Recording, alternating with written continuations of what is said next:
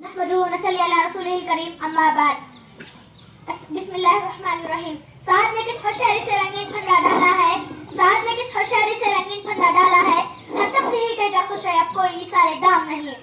بسم اللہ الرحمن الرحیم محترم صدر جلسہ اساتذہ اکرام اور میرے ہم مکتب ساتھیوں السلام علیکم ورحمۃ اللہ وبرکاتہ سال کی قربانی کے بعد ہزاروں سہاگوں کے اجڑنے اور لاکھوں بچوں کے یتیم ہو جانے کے بعد آج ہمیں راحت کی زندگی اور چین کی ساتھ نصیب ہوئی ہے کالے گورے ذات پر نسل و فقہ کے مذہب اور جماعت سب ختم ہو کر ویزا پیپل بن گیا ہے میں سلام پیش کرتی ہوں ان جان بازوں کو کہتے ہیں آزادی کا نشہ سب نشوں سے بڑھ کر ہوتا ہے اور ہم اس نشے میں چور ہیں لیکن افسوس لیکن ہم بھول گئے ہیں ان جان بازوں کی قربانی کو ان کے جذبے کو ان کے اثار کو ان کے خوفوں کو اور سب سے بڑھ کر ان کے خوفوں کے ہندوستان کو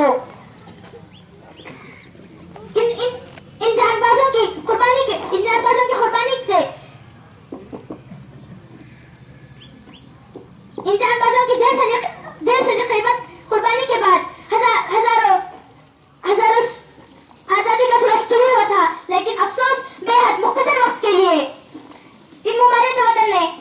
مذہب تہذیب سیاست دان زبان عزت و فقہ کے